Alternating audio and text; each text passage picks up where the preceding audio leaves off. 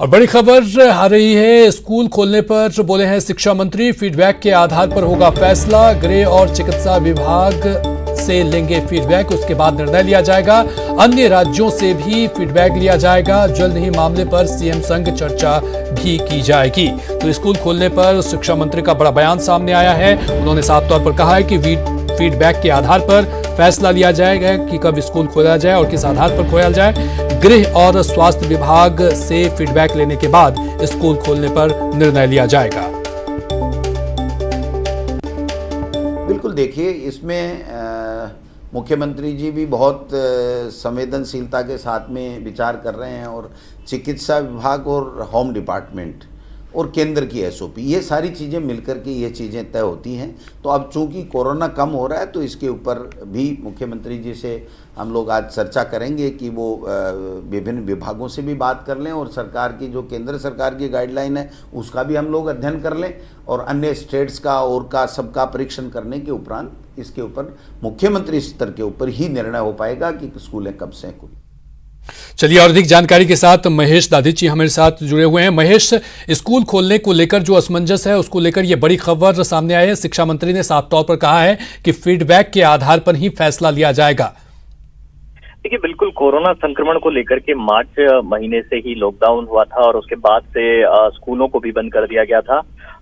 धीरे धीरे अनलॉक की प्रक्रिया चली, बाकी सब कुछ खुला, लेकिन स्कूलें जो है अभी भी बंद है और इन्हें लेकर के बीच में कवायद की गई कि किस तरह से कोरोना संक्रमण की दर अगर कम होती है तो उनको खोला जा सके, और उसे लेकर के पूर्व में भी कवायद हुई, लेकिन स्कूल इस सत्र में नहीं खुल पाए हैं। तो ऐसे में आज जो मीडिया से बातचीत हो रही थी उसमें गोविंद सिंह डोटासरा ने कहा है कि मुख्यमंत्री के स्तर पर यह निर्णय होना है। साथ ही में देश के जो अन्य राज्य हैं वहां पर स्कूलों को किस तरह से खोला गया है या वहां पर किस तरह की प्लानिंग इसे लेकर के की जा रही है, वहां भी परीक्षण करने के उपरांत यहाँ जब कोरोना संक्रमण को लेकर के किस तरह से पुख्ता एहतियातन कदम उठा लिए जाएंगे, उसके बाद में ही जाकर के जो स्कूलों की ओपनिंग है, रीओपनिंग है, उसको अमल में लाया जाएगा। पूर्व में ये कवायद की गई थी कि कक्षा 9 के बाद से लेकर के कक्षा 12 तक के जो विद्यार्थी हैं उनको बुलाया जाएगा। इस तरह की चर्चा पहले भी रही, लेकिन उस पर पूरी तरह से मोहर नहीं लगी, क्योंकि इसी महीने की शुरुआत में दिसंबर के शुरू होते ही कोरोना संक्रमण की दर तेजी से फैली और ऐसे में जो पूर्व में जो निर्धारित किया गया था वह रीओपनिंग नहीं हो पाया था। तो ऐसे में एक बार फिर से ये अनुमान लगाया जा रहा है कि कहीं संभव अगर हो सका तो जनवरी में कुछ ओपनिंग जो है वो हो सकेगी, लेकिन उसके लिए गृह विभाग से बैठक होगी, मुख्यमंत्री तक चर्चा होगी और उनकी स्वीकृति मिलने के बाद ही इस मसले पर कोई फैसला हो। बहुत बहुत शुक्रिया महेश तमाम जानकारी के लिए। तो स्कूल खोलने पर शिक्षा मंत्री का बयान सामने आया है। शिक्षा मंत्री ने साफ तौर पर कहा कि फीडबैक के आधार पर ही फैसला लिया जाएगा और जल्द ही मामले पर सीएम संग चर्चा होगी इस मामले को लेकर। चलिए बढ़ेंगे अगली खबर की तरफ, और बड़ी खबर जयपुर से है, जहां एआरडी टीम का औचक निरीक्षण हुआ है। आरएसएसबी में औचक निरीक्षण किया गया है। टीम ने असिस्टेंट रजिस्टर जब्त किए हैं। लापरवाह स्टाफ पर गाजगिरी है, अनुपस्थित स्टाफ पर कार्रवाई होगी। तो ये बड़ी खबर आपको बता रहे हैं, एआरडी टीम का औचक निरीक्षण। हमारे साथ और अधिक जानकारी साथ प्रेम मीणा जुड़ चुके हैं। प्रेम, क्या कुछ जानकारी है इस बाबत? देखिए, मैं आपको बताना चाहूंगा, दरअसल लापरवाह बाबुओं पर शिकंजा कसने के लिए राज्य की प्रशासनिक सुधार विभाग की राज्य स्तरीय टीम ने आज कर्मचारी चयन बोर्ड का औचक निरीक्षण किया और रजिस्टर जब्त कर लिए। दरअसल एआरडी टीम ने प्रदेश भर में ये अभियान चलाया है, जिसका मकसद ये है कि कर्मचारी तय समय पर ऑफिस आए और जो सरकार की कामकाज की पद्धति है उसमें सुधार करे। आज एआरडी टीम ने राज्य कर्मचारी चयन बोर्ड का औचक निरीक्षण करने के बाद दुर्गापुरा स्थित कृषि संस्थान का भी औचक निरीक्षण किया और जो कर्मचारी देरी से आए और उन्होंने रजिस्टर में कॉलम खाली छोड़ रखा था वहां क्रॉस लगा दिया और रजिस्टर को जब्त कर लिया है। अब एआरडी टीम है जो संबंधित विभाग के उच्च अधिकारी है उनसे अनुशंसा करेगी उनके खिलाफ एक्शन लेने के लिए। फिलहाल एआरडी टीम का औचक निरीक्षण जारी है और जैसे जैसे जो भी अपडेट होगा हम हमारे दर्शकों को बताते रहेंगे। बहुत बहुत शुक्रिया प्रेम, आप अपनी नजर बनाए रखिए इस बड़ी खबर पर। तो एआरडी टीम का औचक निरीक्षण हुआ है, आरएसएसबी में औचक निरीक्षण किया गया है, जहां टीम ने अटेंडेंस रजिस्टर्ड जब्त किए हैं। लापरवाह स्टाफ पर गाजगिरी है। अनुपस्थित स्टाफ पर अब कार्रवाई की जाएगी। उधर जयपुर में अवैध निर्माणों के खिलाफ बीजेपी ने हल्ला बोला। बीजेपी कार्यकर्ताओं ने बापू बाजार में अतिक्रमण के खिलाफ मोर्चा खोला और इसके विरोध में धरना प्रदर्शन किया।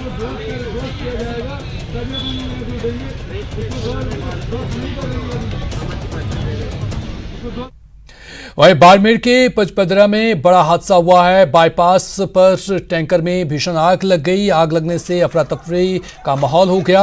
बिजली के खंभे में ये आग लगी है। टैंकर से टकराने के बाद ये भीषण आग लगी।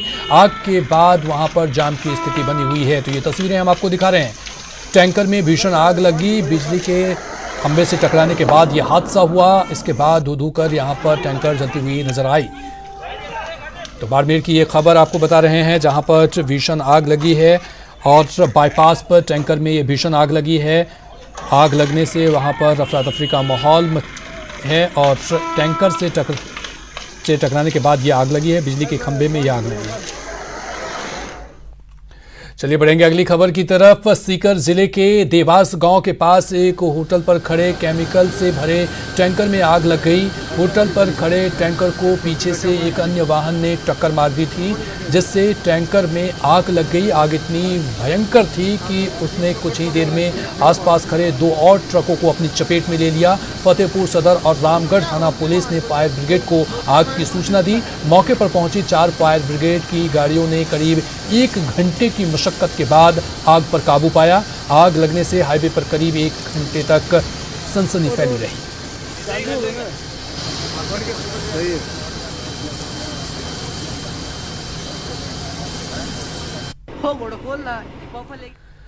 और सवाई माधोपुर में बिजली विभाग की टीम से मारपीट की गई है। यहां गांव पचिपलिया में बिजली विभाग की ये टीम बकाया भुगतान लेने गई थी, लेकिन गांव वालों ने भुगतान करने के बजाय टीम से मारपीट कर दी। मारपीट का ये वीडियो अब सवाई माधोपुर में सोशल मीडिया पर जमकर वायरल हो रहा है। लगभग 20 मिनट तक ग्रामीण बिजली विभाग के कर्मियों पर लाठी डंडे लेकर मारपीट करते रहे और जमकर गाली गलौज करते रहे। वहीं गांव वालों का आरोप है कि बिजली विभाग की टीम ने गांव वालों से अभद्रता की। हालांकि अभी तक किसी भी पक्ष की ओर से कोई मामला पुलिस में दर्ज नहीं करवाया गया है।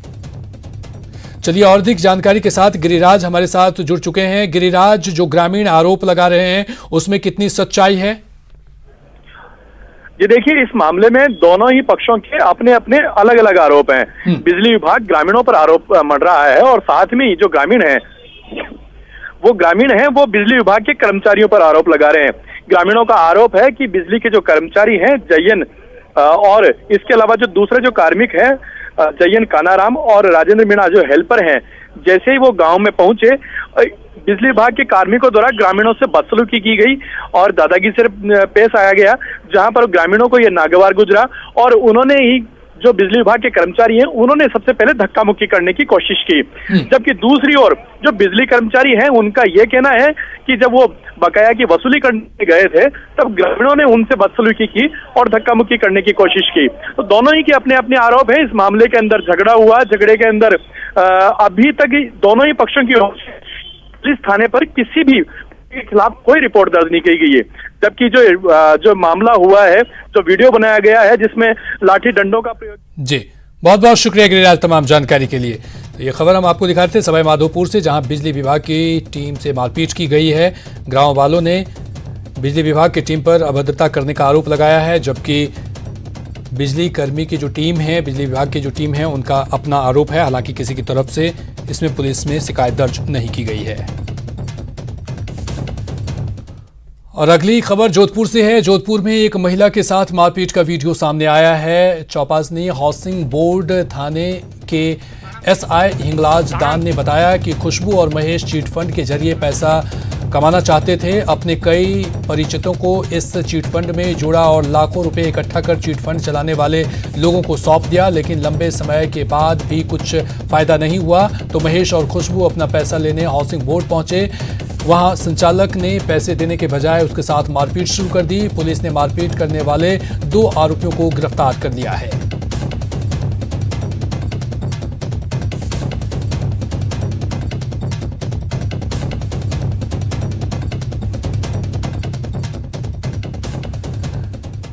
भरतपुर के डिग में अवैध खनन रुकने के नाम नहीं ले रही है। यहां खनन माफिया पुलिस से बेखौफ होकर अवैध खनन कर रहे हैं। वहीं पुलिस प्रशासन का भी खनन माफियाओं पर कोई जोर दिखाई नहीं दे रहा है। दरअसल यहां आदिवासी धाम की पहाड़ियों में माफिया धड़ल्ले से खनन कर रहे हैं, जिसके विरोध में सरपंच, संत और प्रतिष्ठित लोगों ने महापंचायत की, जिसमें अवैध खनन को रोकने के लिए चर्चा की गई। इस अवसर पर संत ने कहा कि पहाड़िया द्वापर युग में भगवान श्री कृष्ण के क्रीड़ा स्थल रहे हैं, इसलिए वन और पहाड़ियां प्रकृति का हिस्सा हमारी आस्था के प्रतीक हैं।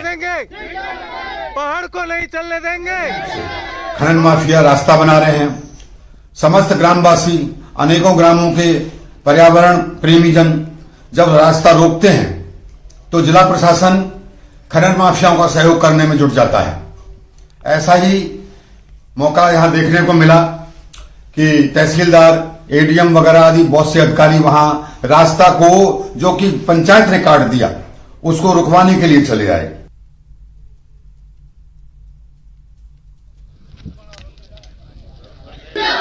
दादा भागमल, पहाड़ को नहीं चलने देंगे। चलिए, हमारे साथ प्रवीण शर्मा जुड़ चुके से हम जुड़ने की कोशिश करेंगे और इस खबर की जानने की कोशिश करेंगे। लेकिन जिस तरह से ग्रामीणों ने विरोध किया है, ऐसे में पुलिस प्रशासन पर ये सवालिया निशान है कि आखिर वो इतने लापरवाह होकर के अवैध खनन करने वालों का साथ देते हैं, और जिस वजह से ये अवैध खनन रुकने का नाम नहीं ले रहा है। अब ग्रामीण इसके विरोध में आ चुके हैं और इसको लेकर के महापंचायत भी किया गया। सरपंच, संत और प्रतिष्ठित लोगों ने महापंचायत की, जिसमें अवैध खनन को रोकने के लिए चर्चा की गई। और इस दौरान संत ने कहा कि पहाड़िया द्वापर युग में भगवान श्री कृष्ण की क्रीड़ा स्थल रहे हैं, इसलिए वन और पहाड़िया प्रकृति का हिस्सा हमारे आस्था के प्रतीक हैं।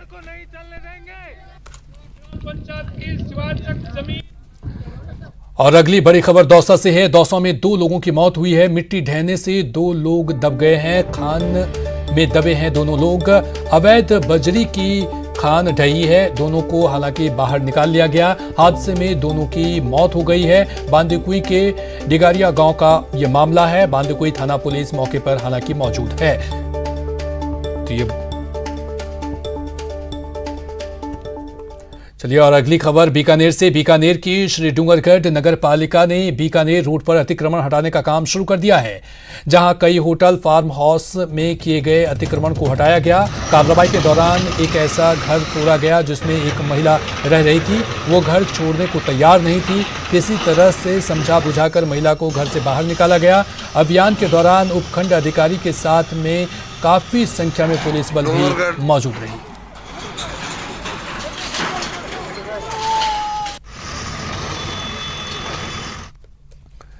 चूरू जिले की तारानगर तहसील के बाई गांव में शराब ठेकेदारों की दबंगई का मामला सामने आया है। दरअसल शराब माफियाओं के गुर्दे ने गांव के ही एक युवक को अगवा कर उसकी बेरहमी से पिटाई की। युवक पर लाठी और चाकू से ताबड़तोड़ वार किए गए और उसे अधमरा कर गांव में ही छोड़कर फरार हो गए। युवक का कसूर सिर्फ इतना था कि उसने आरोपियों से शराब नहीं खरीदी थी। गंभीर हालत में युवक को चूरू के राजकीय भर्ती अस्पताल लाया गया, जहां उसका इलाज चल रहा है।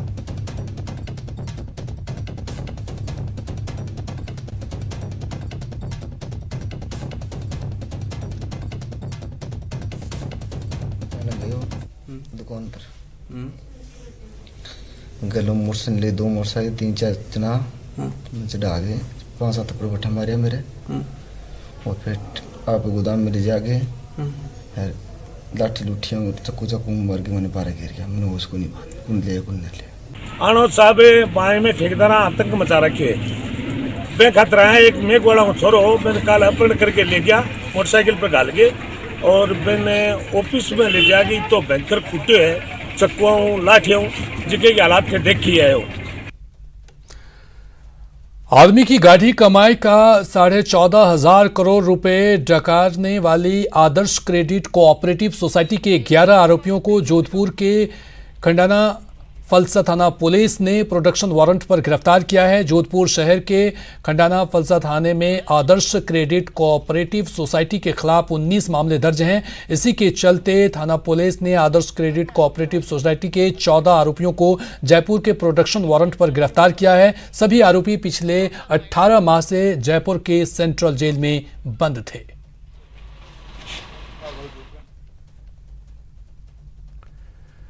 उधर जयपुर में जुटे बेरोजगार कई मांगों को लेकर प्रदर्शन कर रहे हैं। भर्तियों में आयु सीमा बढ़ाने की ये मांग कर रहे हैं। 35 से बढ़ाकर 40 करने की मांग कर रहे हैं। प्रदेश भर के बेरोजगार इस मामले को लेकर के धरना दे रहे हैं। बेरोजगार एकीकृत महासंघ के बैनर तले ये धरना प्रदर्शन किया जा रहा है। तो ये तस्वीरें हम आपको दिखा रहे हैं जहां पर बेरोजगार एकीकृत महासंघ के बैनर तले ये बेरोजगार जुटे हुए हैं और यहां पर भर्तियों में आयु सीमा बढ़ाने की मांग कर रहे हैं। 35 से बढ़ाकर 40 करने की मांग कर रहे हैं। प्रदेश भर के बेरोजगार यहां पर धरना प्रदर्शन कर रहे हैं, नारेबाजी कर रहे हैं और भर्तियों में आयु सीमा बढ़ाने की मांग कर रहे हैं। इसी की तस्वीरें हम आपको दिखा रहे हैं जयपुर से, जहां पर बेरोजगार एकीकृत महासंघ के बैनर तले ये बेरोजगार युवक जुटे हैं और प्रदर्शन कर रहे हैं, नारेबाजी कर रहे हैं, धरना प्रदर्शन दे रहे हैं।